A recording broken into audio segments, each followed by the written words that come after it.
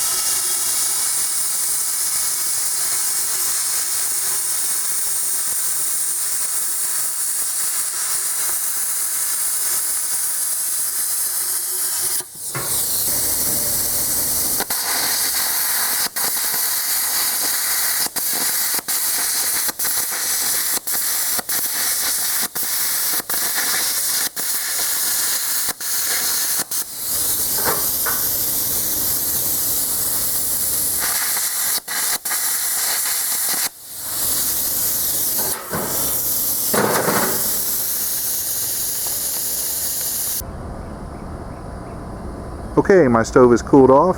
It was very easy to construct. I'm going to show you what I did and some mistakes I made along the way. There's no bottom here. You can see the grate that I have, but that is an air intake, and that's a little over 2 inches. There's another one on this side. These I put in here, that way the grate can be removed easily. Stuff going on here too, but I just pull out those bars, that grate drops out. The ash that was in here, it was virtually all gone. But if I needed to remove it, I've got that option. This was put up here because I originally wanted to put the pot down in here, and I didn't want it to rest on this. I had these bars I put in here, but I didn't get enough heat out of it, so we're just going to remove those. I'm not even going to use those things. It works better with a grate on top.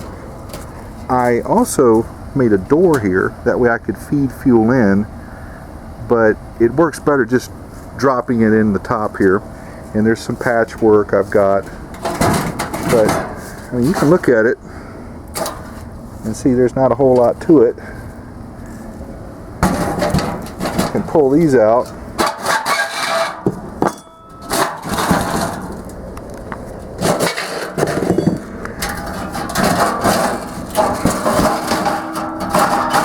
Grate is supposed to drop out, but basically that's all you got. So if I ever want to get in there and do that, I can. So alright, that's how it was put together, guys. It was very simple. It's not going to win any beauty contest, but you did see it does melt lead.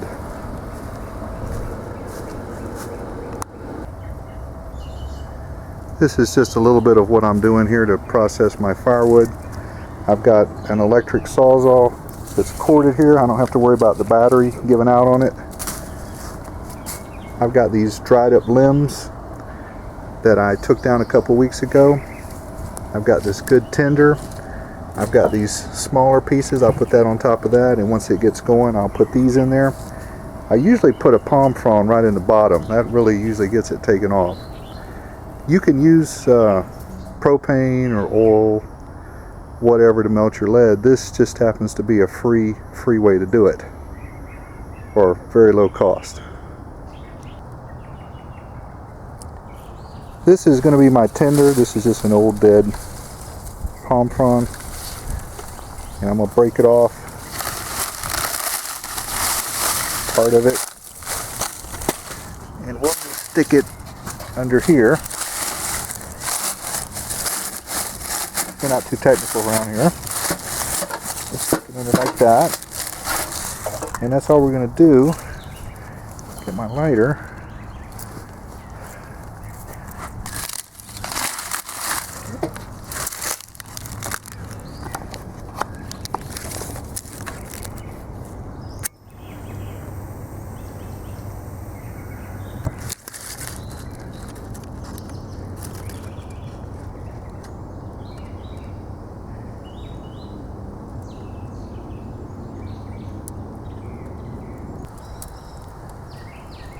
While this thing is getting started here, I've already got my fuel next to us here. I made that other barrel a work table. If you're going to mess around with molten metals, I highly recommend you take all safety precautions and work at your own risk. I'm going to be wearing a face mask, welding jacket, and gloves as a precaution, because that stuff could fly all over the place. So let's let that get going. I'll put some of that wood in there, and I'll put that lead on. Oh, and I need to get my flux ready. I've got some charcoal I can grind up and I can use for flux, or I can use some of the sawdust that's left over from my yard waste. So I think that's what I'm going to use, and help clean this up. Probably going to take the leaves out of it though, and put it in that cup, and that's going to be my flux.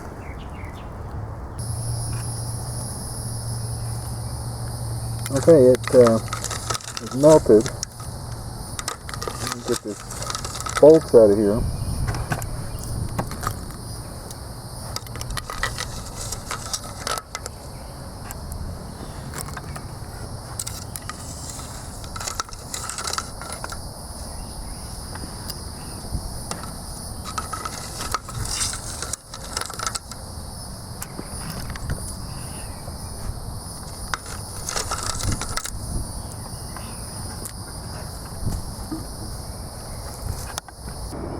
Okay, we're going to put a little bit of flux in there. This is just that sawdust stuff I got from my yard clippings.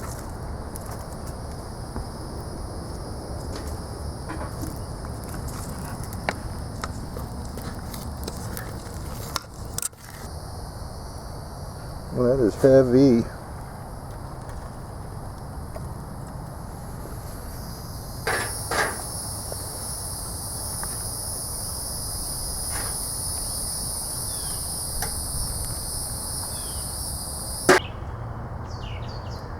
I gave the lead, I don't know, 30 minutes to cool off. It's still a little warm. I'm ready to dump it. The ingots didn't turn out the most professional, so let's dump it. But this is my first attempt at melting lead, and I'd say that's about 20 pounds.